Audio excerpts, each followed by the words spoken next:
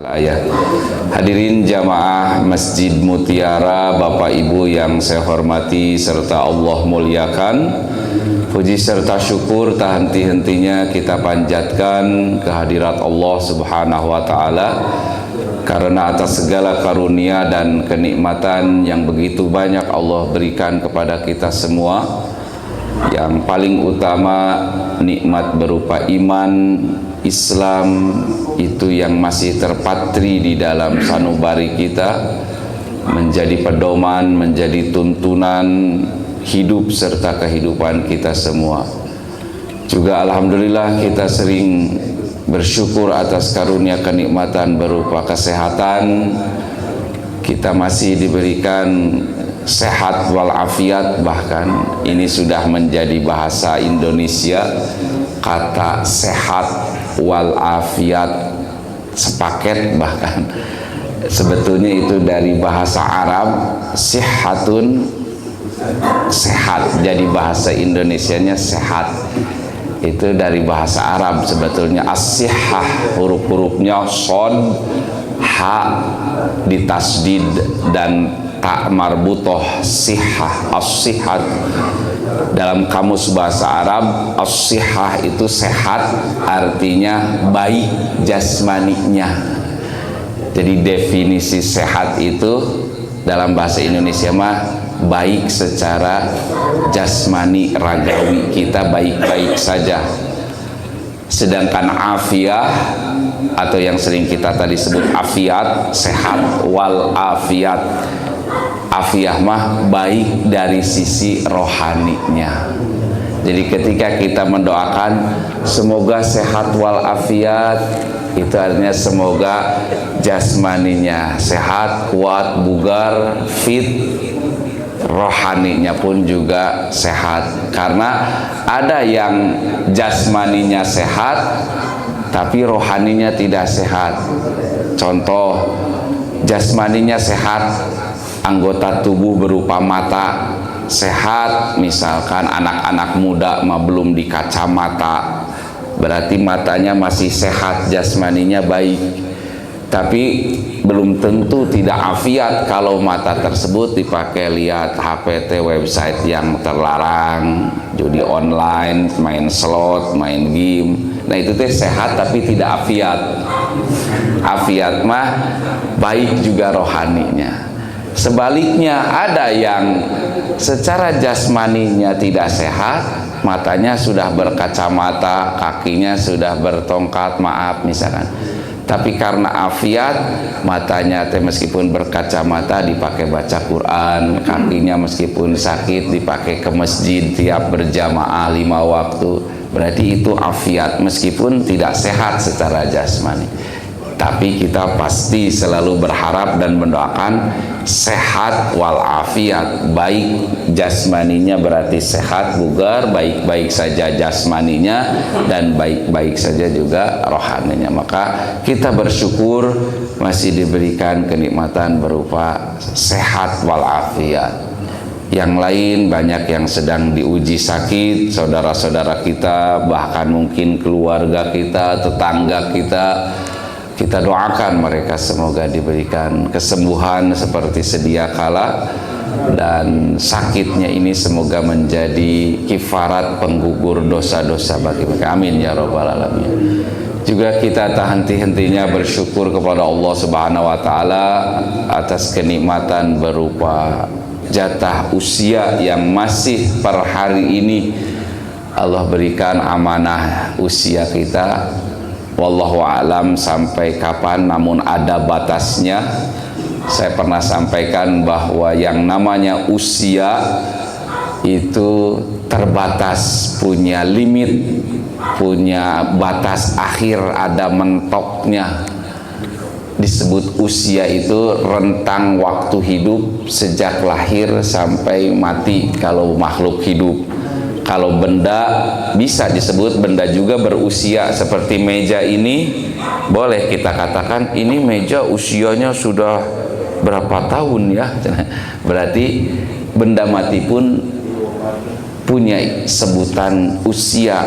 Kalau benda mati mah yang disebut usianya berarti sejak dibuat sampai nanti dia rusak, hancur, nggak bisa dipakai lagi. Meja ini selama masih berfungsi, masih digunakan, sejak dibuat oleh tukang mebel misalkan tahun 2000, sekarang sudah tahun 2024, berarti meja ini sudah berusia berapa tahun? 24 tahun. Ya, kalau benda mati mas sejak dibuat sampai dia rusak, selama masih kuat dipakai, digunakan, berfungsi, berarti ya berusia hidupnya. Kalau manusia sejak dilahirkan, sejak meninggal nanti ada batasnya usia mah. Di surat Al-A'raf ayat 34, surat ke-7 ayat 34, Allah berfirman, auzubillahi minasyaitonirrajim, walikulli ummatin ajalun. Setiap umat generasi manusia sejak zaman Nabi Adam sampai kita yang umat akhir zaman, ajalun, memiliki batas. Ajal itu batas usianya. Kalau umat zaman Nabi Adam mungkin sampai batas usianya ada yang ratusan tahun, ribuan tahun ya. Konon katanya Nabi Adam sampai 1000 tahun ada ya usianya. Fisiknya pun badannya dikatakan dalam kitab-kitab sejarah itu tingginya saja sampai sekitar 10 hasta gitu, lebarnya 3 hasta. 1 hasta teh sabaraha senti kaperi 7 senti gitu atau berapa, sehingga tinggi, besar postur tubuhnya, usianya pun panjang-panjang. Nabi Nuh sampai 800-900 tahun. Kalau umat Nabi Muhammad SAW, manusia akhir zaman, kita sekarang batas usianya di kisaran 50, 60, 70. Ada memang yang sampai 100 atau lebih, tapi jarang lah. Nah kita alhamdulillah entah sampai angka berapa nanti, tapi masih Allah berikan jatah usia. Mudah-mudahan bisa kita manfaatkan dengan kebaikan-kebaikan, salah satunya dengan mengikuti pengajian sebagai tolabul ilmi sekaligus silaturahmi di masjid kita tercinta ini. Semoga menjadi wasilah, sarana kita dalam bentuk syukur nikmat kita kepada Allah Subhanahu wa Ta'ala. Amin ya Rabbal Alamin. Salawat serta salam juga mudah-mudahan tetap terlimpah curahkan kepada junjungan alam Nabi Muhammad Sallallahu Alaihi Wasallam, kepada seluruh keluarganya, para sahabat, tabi'in, atba'u tabi'in, dan mudah-mudahan kita selaku umatnya bisa mendapatkan syafaatnya yaumul akhirat kelak. Amin ya Rabbal Alamin. Bapak Ibu jamaah Masjid Mutiara yang saya hormati serta Allah muliakan, dalam kesempatan jihad kita hari ini, kajian Ahad tanggal 21 Juli 2024 bertepatan dengan 15 Muharram 1446 Hijriah. Tema yang akan kita bahas mengenai hidayah, terutama dari sisi jenis-jenis ragam macam hidayah. Karena hidayah itu banyak macamnya, banyak jenisnya. Ada ulama yang mengklasifikasi hidayah ini menjadi 2 bagian. Imam Ibnul Qayyim Al-Jauziyah di antara ulama salaf yang pernah menulis di dalam kitab Darul Miftahus Sa'adah, karangan beliau, di kitab tersebut disebutkan bahwa hidayah itu secara umum kebagi 2. Ada hidayatul am, hidayah secara umum, dan ada hidayatul bayan atau hidayah waddalalah.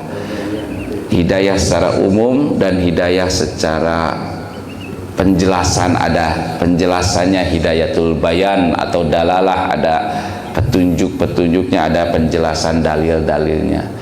Ada juga yang membagi sampai 3, katanya selain hidayatul am, hidayatul bayan wa dalalah, yang ketiga hidayatul taufik. Tadi orang masuk dibalik taufik hidayat. nggak apa-apa dipakai nama mah, jangan diganti di KTP di KK jadi Taufik Hidayat asana jadi Hidayah Taufik, da teu ngeunahkeun di ngaran Hidayah Taufik mah tos enakeunana Taufik Hidayat. Cuman kalau dari sisi penamaan jenis hidayah yang ketiga itu ada yang namanya Hidayatut Taufik. Nanti kita bahas sedikit-sedikit. Yang pertama Hidayatul Am. Hidayah secara umum itu variannya ada 4. Pertama Hidayatul Ilham, hidayah berupa insting, gharizah dalam bahasa Arab itu insting, naluri, petunjuk hidayah itu ya kalau secara bahasa mah. Jadi dari kata hada yahdi hudan itu sering kita bacanya di terjemah Quran artinya petunjuk. Hidayatul ilham berarti petunjuk berupa insting, naluri alamiah yang Allah berikan kepada semua makhluk. Bukan hanya kita manusia saja, binatang pun, hewan diberikan hidayah berupa hidayatul ilham, hidayah petunjuk.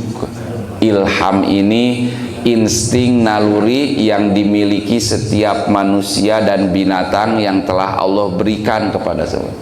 Contoh insting kalau pada binatang, si binatang ini ketika dia lapar, maka instingnya, nalurinya, kalau binatang ini misalkan predator, pemangsa, maka secara insting dia akan berburu, mengejar, memangsa, menerkam korbannya, binatang buruannya. Atau kalaupun bukan binatang predator, binatang secara umum saja memiliki insting kalau merasa ketakutan, merasa terancam nyawanya, secara naluriah dia akan bersembunyi atau berlari menghindar dari ancaman-ancaman tersebut. Dari mana ada petunjuk, dari mana ada perintah ke binatang ini ketika ada bahaya dia tiba-tiba lari, sembunyi dan sebagainya? Ya itulah sudah Allah berikan hidayahnya kepada mereka berupa hidayatul ilham. Binatang-binatang ketika lapar kenapa berburu, memangsa, menerkam, ketika takut dia lari, sembunyi. Siapa yang menyuruh mereka bersembunyi, siapa yang menyuruh mereka menerkam, mengejar mangsanya? Itu tiba-tiba ada saja perintah di otaknya, karena binatang pun memiliki otak ya. Tidak kita bilang oh saudara binatang mah boga otak. Ada, kalau akal iya tidak punya otak. Binatang punya otak. Contohnya udang, sok disebut-sebut dasar otak udang, ceritanya. Berarti udang itu punya otak. Nah, jadi akal mah, kalau akal tidak bisa. Ilham ini, insting ini diberikan kepada binatang, ke otak mereka, tiba-tiba diinstal, langsung menggerakkan mereka kalau lapar berlari, kalau takut bersembunyi dan sebagainya. Itu yang pertama hidayatul ilham, hidayah berupa insting, naluri. Ke manusia apalagi kita secara naluriah, secara insting memiliki rasa iba, kasihan, watir, nyaah, karunya, sayang kepada sesama. Tiba-tiba ada perasaan kita kalau menyayangi seseorang, ada perasaan misalkan sedih, senang dan sebagainya. Itu yang menggetarkan, menggerakkan naluri tersebut dari mana? Yaitu dari hidayatul ilham, dari petunjuk yang Allah sudah berikan kepada manusia dan binatang secara otomatis. Lantas hidayah yang umum ini yang kedua adalah hidayatul hawas, petunjuk berupa petunjuk yang diberikan kepada makhluk hidup, manusia ataupun binatang juga sama, yaitu berupa panca indera. Mata kenapa bisa melihat, dan ketika melihat pun ada pandangan yang kurang jelas karena minim penerangan, kok mata kita tiba-tiba otomatis memicingkan, sedikit mengernyitkan dahi sambil memicing. Naon itu teh asa teka tinggal. Kalau yang tidak terdengar kurang jelas, tiba-tiba kita teh berekspresi seperti gini, apa itu enggak kena? Itu dari mana yang menggerakkan seperti itu? Adalah hidayatul hawas, ya. Petunjuk yang Allah berikan kepada panca indera kita. Atau kulit ketika merasa dingin dan juga ayeuna usum tiris.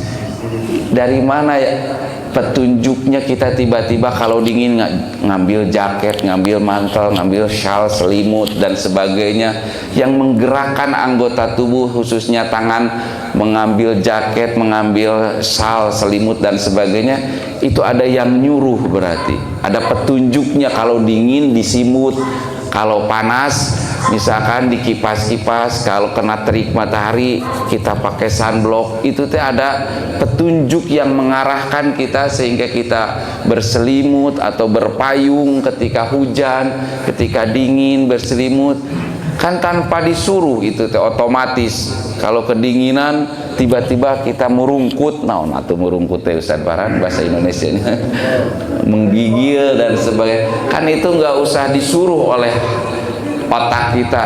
Hai badan, ketika merasa dingin merungkutlah kamu, itu kudu dititah gitu kan. Badan kita itu sudah otomatis ketika kedinginan bersedekap atau merungkut tadi, ngambil selimut dan sebagainya. Itu hidayatul hawas, petunjuk berupa yang diberikan kepada panca indera.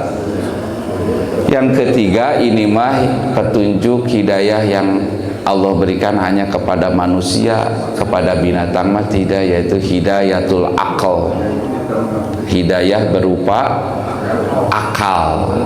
Kalau binatang tadi otaknya saja mah diberi, perangkat hardware-nya berupa otak, tapi software-nya akal tidak kepada binatang. Kepada manusia mah sepaket hardware dan software-nya. Otaknya ada, perangkat lunaknya, perangkat kerasnya, perangkat lunaknya, software-nya berupa akal atau pikiran. Ini disebutnya hidayatul akal. Contoh hidayatul akal itu manusia dengan akal yang Allah berikan, diberikan petunjuk kepada manusia, kepada akalnya untuk bisa berkreasi, berinovasi, membuat sesuatu yang di luar kebiasaan makhluk yang lain. Contoh makhluk yang lain mah dari Cimahi ke Padalarang saja, jangan jauh-jauh. Kucing, ayam, tikus pan harus jalan teh ke Cimahi ke Padalarang. Tapi manusia mah dikasih petunjuk kepada akalnya, berkreasi membuat kendaraan.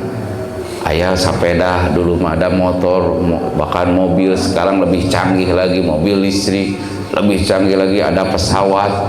Kan itu teh hasil mikir manusia.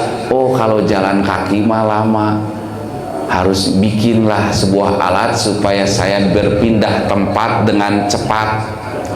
Nah, manusia berkreasi, berpikir, bikin pesawat terbang.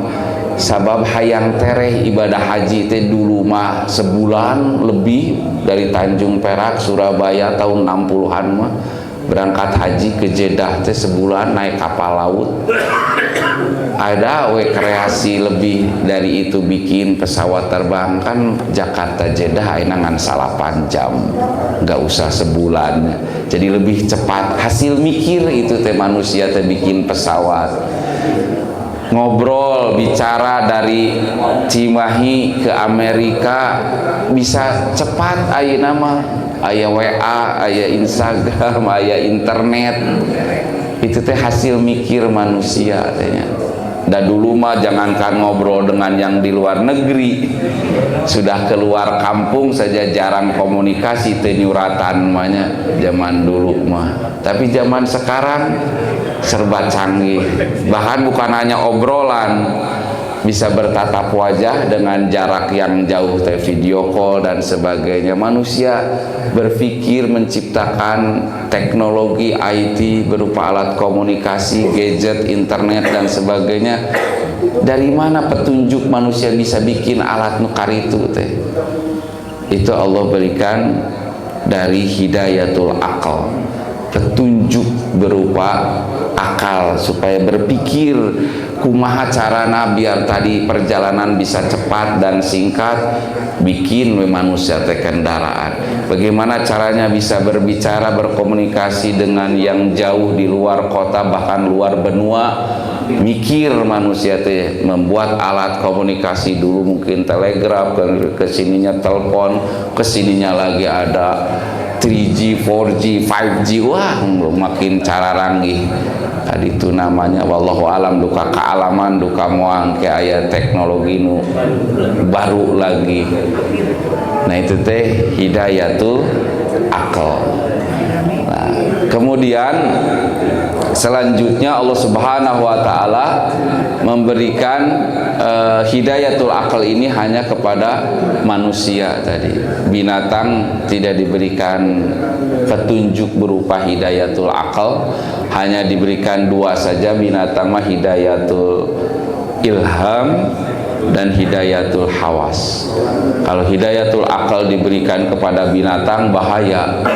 Unggal usum kurban cigana moal jadi mencit sapi, lamun sapina dibere akal mikir, dituntun ka tukangeun masjid rek naon ya aing rek dipencit teu ngalawan ka henteu mikir wae ge loba sapi nu ngamuk rek dipencit teh jeung kaburnya, padahal itu teh tidak berakal sapinya, tidak tahu akan disembelih, teu mikir, tapi masih ada yang kabur, yang ngamuk. Apalagi kalau seandainya sapi teh binatang teh dikasih akal, petunjuk akal, hidayatul akal, wah mau jadi Idul Adha teh mencit sapi teh kabeh sapina ge demo munanya. Kata sapi teh, wahai manusia, kenapa saya tiap tahun harus disembelih? Populasi kami nanti habis, sapi mah anakan satahun ngan hiji, unggal Idul Adha dipencitan 7 sa masjid teh paling sedikit 5, beak atuh cenah cek sapi teh.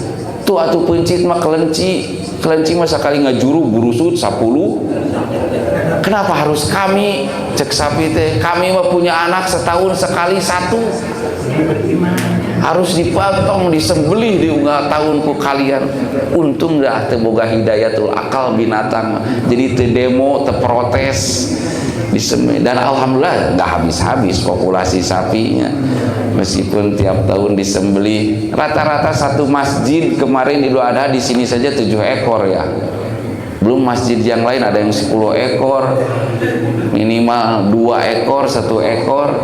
Teu beak-beak sapi teh, jeung teh aya nu demo, teu protes. Tadi kalau sapi punya hidayatul akal pasti demo, protes. Tuh kelinci we atuh cenah umat Islam sembelih mah untuk kurban teh. Da kelinci mah anak-anak ge loba, moal beak-beak sigana. Nah itu karena manusia saja yang diberikan hidayatul akal. Yang paling istimewa hidayah selanjutnya yang hanya diberikan kepada manusia adalah hidayatuddin, petunjuk agama. Nah ini mah apalagi, binatang tidak diberikan petunjuk untuk beragama. Binatang mah mau makan saja seumur hidupnya, monggo silahkan. Kata Allah, tidak ada kewajiban harus berbuat baik binatang, tidak ada kewajiban harus ibadah, harus berbakti ke orang tua, tidak ada.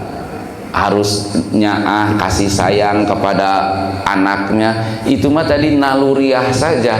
Seekor binatang induknya menyayangi anaknya, itu mah karena atas dasar petunjuk insting hidayatul ilham. Tapi manusia mah ada hidayatuddin, bentuk nyaah, bentuk sayang orang tua kepada anak teh dengan mengasih pengajaran yang baik, nasihat-nasihat, menyekolahkannya ke sekolah yang baik, mendidiknya dengan etika, tata krama, sopan santun. Dan itu mah ada bingkaian frame yang kita sebut agama atau hidayatuddin. Tapi binatang kadang lebih unggul daripada manusia meskipun tidak memiliki hidayatuddin. Sayangnya, nyaahnya kepada anaknya melebihi manusia kadang binatang maya. Sehingga ada peribahasa segalak-galaknya singa tidak ada yang memakan seblak tidak ada yang memakan anaknya. Berarti singa mah meskipun buas, galak, tidak memangsa anaknya sendiri, tidak membunuh anaknya sendiri. Tapi manusia yang tadi katanya punya hidayatul aql, punya hidayatuddin, kadang tega dan leluasa memangsa, membunuh anaknya sendiri. Bahkan sampai meh lahir budak tangis dimautkeun, diaborsi. Yang sudah lahir baru juga orok beureum, naon orok beureum tidak bisa dibahasa Indonesia kan jadi bayi merah atunya. Orok beureum teh bayi yang baru lahir dicekek, dikeresekan, dibuang ke kali. Manusia eta teh binatang manu aborsi. Tidak ada binatang yang menghanyutkan anaknya ke sungai, dikardusan, dikeresekan. Padahal manusia tadi punya hidayatul. Makanya ada yang terakhir dari Allah disebutnya hidayatuddin, petunjuk berupa agama supaya manusia itu bisa lebih unggul dari binatang. Cuman hidayatuddin ini tidak diberikan cuma-cuma kayak tadi hidayatul ilham, hidayatul hawas, hidayatul apa mah langsung eta mah otomatis tanpa dipinta pun Allah beri. Tapi kalau hidayatuddin kita harus proaktif meminta hidayah agama mah. Sehingga kita dalam sehari semalam khususnya umat Islam dalam sholat ketika membaca Al-Fatihah, karena Fatihah mah bagian yang harus kita baca sebagai syarat sahnya sholat itu membaca Fatihah. Dalam hadis riwayat Imam Bukhari, la sholata liman lam yaqra bi Fatihatil kitab. Tidak akan sah sholat seseorang bagi yang tidak membaca Al-Fatihah. Berarti sahnya sholat itu membaca Fatihah. Ketika kita sholat 17 rakaat per hari, sehari semalam, subuh, duhur, asar, maghrib, isya, berarti 17 kali Fatihah kita baca. Di ayat ke-6 surat Al-Fatihah ada ayat yang berbunyi ihdinas siratal mustaqim, yang artinya kalau kita lihat terjemahnya, ihdina, berikanlah petunjuk kepada kami ya Allah, ila siratil mustaqim, ke jalan yang lurus. Tunjukkanlah kami ya Allah jalan yang lurus. Itu teh berarti permohonan, doa, permintaan kita di Al-Fatihah ayat 6, di sholat kita sehari semalam 17 rakaat yang wajib we unggul, belum sholat-sholat sunat. At least setidaknya kita itu 17 kali meminta kepada Allah, tunjukilah kami jalan yang lurus. Itu berarti minta hidayatuddin, karena hidayah akal, hidayah hawas, hidayah ilham tadi mah sudah Allah berikan tanpa dipinta juga. Kita minta kepada Allah itu hidayatuddin. Kenapa harus dipinta? Karena tadi tidak Allah berikan secara cuma-cuma bebas sebuah makhluk. Itu mah hak prerogatif Allah Subhanahu wa taala. Makanya tadi saya di muqaddimah mengatakan wallahu yad'u ila darissalam. Surat apa itu tulisan Farhan? Nanti surat dan ayatnya ma'bihi labdi. Allah itu menyeru kepada dar al-salam, yaitu surga. Wa yahdi mayyasha'u ila siratim mustaqim. Wa yahdi, dan Allah memberikan petunjuk mayyasha, kepada siapa yang Allah kehendaki. Itu jadi urusan ngasih hidayah agama mah hak Allah, kepada siapa-siapanya diberikannya. Kita tidak bisa campur tangan, jangankan kita. Nabi sendiri seorang utusan resmi dari Gusti Allah, tidak bisa memberikan hidayah kepada orang-orang tertentu yang beliau cintai. Pamannya sendiri Abu Thalib ketika wafat, sakaratul maut, maaf, sebelum wafat, Bapak Ibu bisa lihat ayatnya di surat Yunus ayat 56, surat Al-Qasas, maaf ya, surat Al-Qasas ayat 56. Allah berfirman, auzubillahi minasyaitonirrajim, innaka la tahdi man ahbabta. Sesungguhnya engkau Muhammad, kata Allah, tidak akan bisa memberikan hidayah kepada orang yang kamu cintai. Asbabun nuzul ayat tersebut dalam kitab tafsir Ibnu Katsir. Hadisnya panjang, kisahnya riwayat Imam Bukhari, Muslim. Rasulullah SAW waktu itu berkunjung menjenguk pamannya Abu Thalib ketika sakit dan sedang sakaratul maut. Didapatinya di rumah Abu Thalib saat itu sudah ada Abu Jahal dan Abdullah bin Umayyah, dua tokoh kafir Quraisy, nuju kemit mencek urang nuju besuk kepada Abu Thalib, karena Abu Thalib itu juga tokoh pembesar Quraisy. Nah, Rasul pun datang menyuruh, ya ammi, kata Nabi, wahai pamanku, qul la ilaha illallah, ucapin, ikuti saya, ucapkan la ilaha illallah.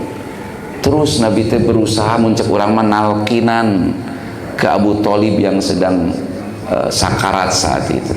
Ya ammi, qul la ilaha illallah, auhaju indallahi, mudah-mudahan nanti aku akan bisa membelamu di sisi Allah dengan lafaz la ilaha illallah ini. Lantas maaf ini saya punya, pakai ini aja, Ustaz Farhan. Lantas Abu Jahal dan Abdullah bin Umayyah mencela Nabi, atau langsung seketika itu kepada Abu Thalib berkata, atarghabu an millati Abdul Muthalib, apakah engkau membenci ajaran Abdul Muthalib wahai Abu Thalib? Maksudnya mah jangan dengerin omongan Muhammad tadi yang mentalkinkan la ilaha illallah, sebab kamu nanti dianggapnya membenci ajaran nenek moyangnya Abdul Muthalib. Maka sejenak saat itu Abu Thalib diam, dan Rasul terus berusaha membimbing, mengajarkan, mengajak Abu Thalib lagi sakaratul maut ini supaya mengatakan lafaz la ilaha illallah.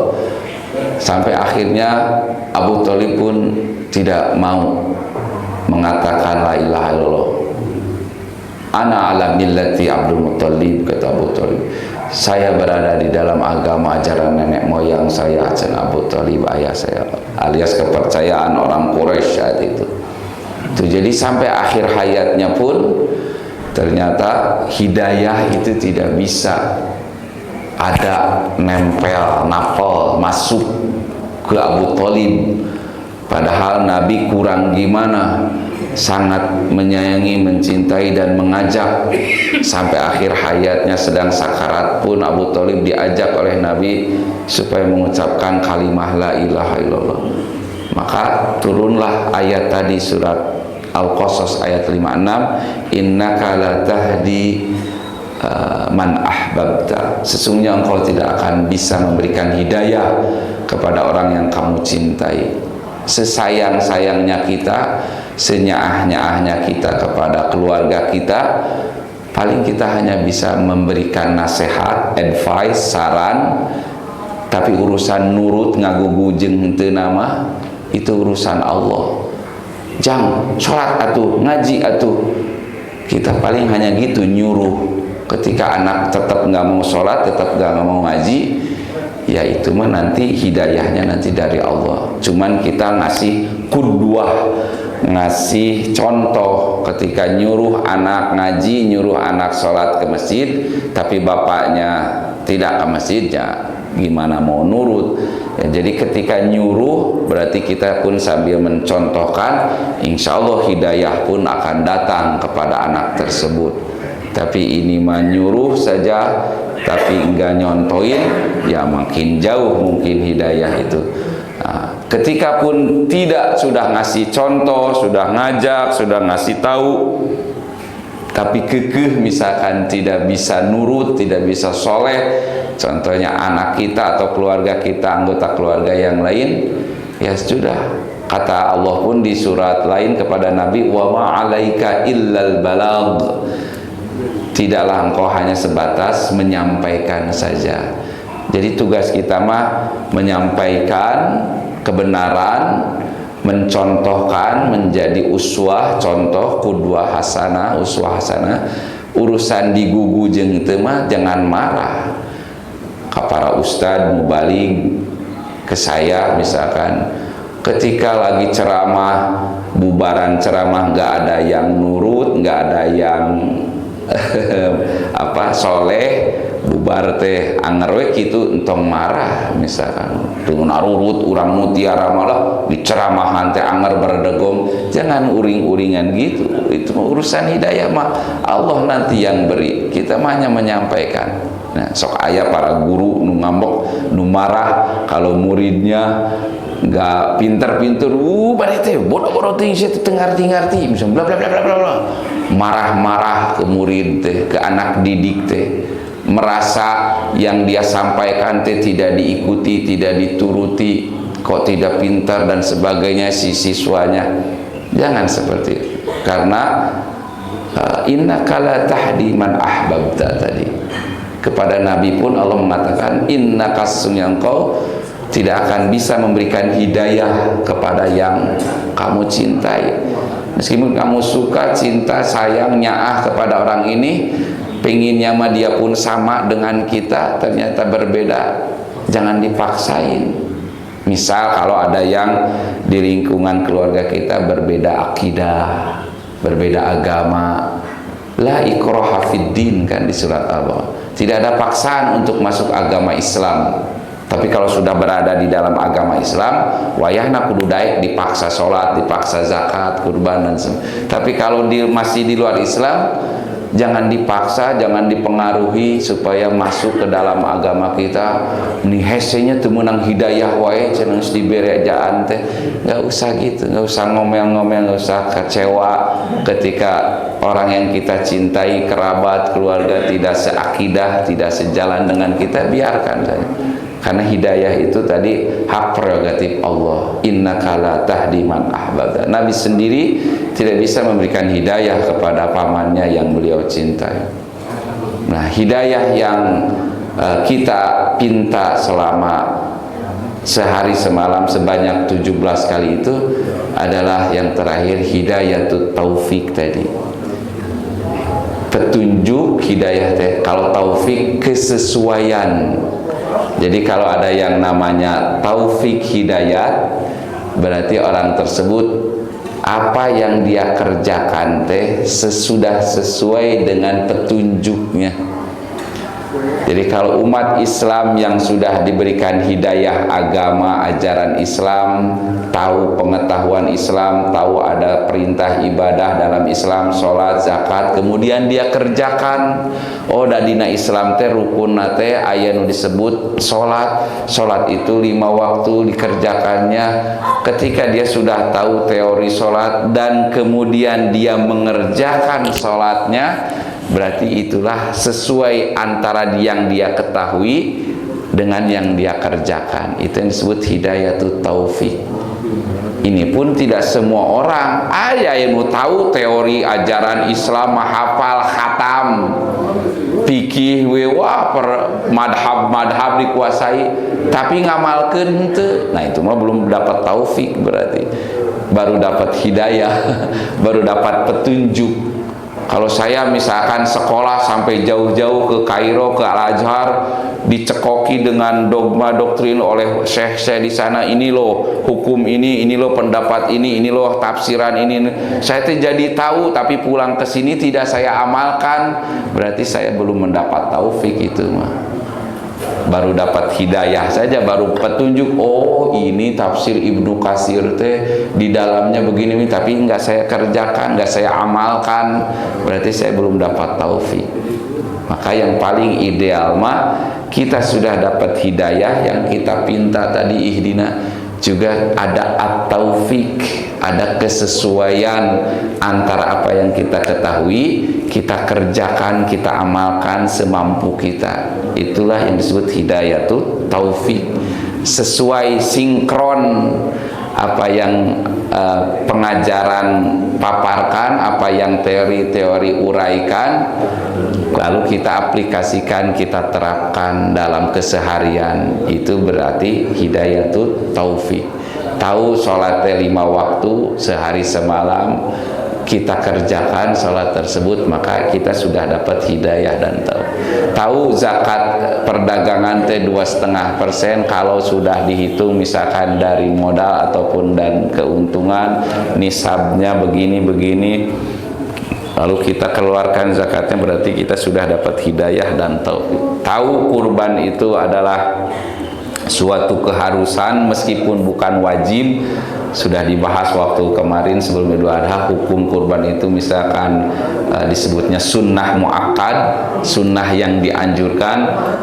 Kita tahu hukumnya dianjurkan, maka kita mengerjakannya, membeli hewan ternak, sapi atau kambing lalu dikamasjidkeun kurban, menyembelih oleh panitia atau oleh kita langsung, itu lebih baik. Berarti kita sudah punya hidayah, petunjuknya dan taufik sesuai apa yang kita ketahui, sesuai dengan perbuatan atau yang kita amalkan. Itu saja mungkin. Kalau ada yang ingin menambahkan, mengkoreksi, alangkah bahagianya saya. Kalau aya nu ngalereskeun, Ustaz lepat, maaf bukan begitu, monggo, sangat-sangat legowo. Saya pun tidak menutup kemungkinan pasti banyak salahnya. Atau ada yang ingin bertanya, dipersilahkan. Sambil abdi minum ditampi Ustaz Bakan.